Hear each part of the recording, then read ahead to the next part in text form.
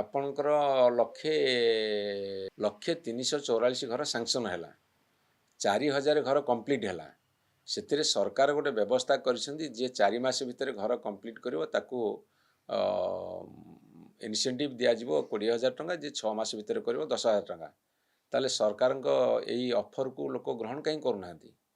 ଏଇଥିପାଇଁ ଗ୍ରହଣ କରୁନାହାନ୍ତି, ଯାହାର ଘର ଦରକାର ତାକୁ ସେମାନଙ୍କୁ ଦିଆହେଇନାହାନ୍ତି, ଯାହାର ଘର ଦରକାର ସେଇମାନଙ୍କୁ ଏମାନେ ଦେଇନାହାନ୍ତି।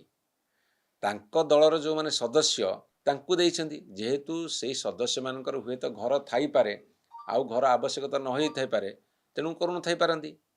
ଯଦି ସରକାର ପଇସା ଦେଉଛନ୍ତି, ସରକାର ମଧ୍ୟ ଘର କେମିତି କମ୍ପ୍ଲିଟ୍ ହେବ ସେଇଥିପାଇଁ ମନିଟରିଂ କରିବା ଦରକାର। ସେଇଥିପାଇଁ ସେମାନେ ତତ୍ପରତା ପ୍ରକାଶ କରିବା ଦରକାର। ଯେଉଁଟାକି ଯେତେବେଳେ ମୁଁ ପଞ୍ଚାୟତ ମନ୍ତ୍ରୀ ଥିଲି ସେତେବେଳେ ପିଛିଲା ଘର ବାକି ଥିଲା, ଆମେ ବର୍ଷେ 2 ବର୍ଷ ଭିତରେ 10 ଲକ୍ଷ ଘର କମ୍ପ୍ଲିଟ୍ କରେଇଥିଲୁ।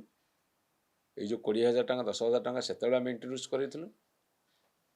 ଲଗାତାର ପ୍ରତି ସପ୍ତାହରେ ଆମେ ମନିଟରିଂ କରୁଥିଲୁ।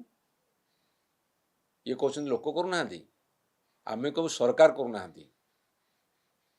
ତମେ ଯଦି ସ୍ୱଚ୍ଛ ଏବଂ ଟ୍ରାନ୍ସପାରେନ୍ସି ମେଣ୍ଟେନ୍ କରିକି ଯେଉଁ ଲୋକ ପାଇବା ହକଦାର ତାକୁ ଦେଇଥାନ୍ତ, ଯାହାର ଘର ନାହିଁ ରହିବ, ସେ ତ ବହୁତ ଶୀଘ୍ର ମାନେ ବାଇଆ ହେଇକି କରିଦେଇଥାନ୍ତା।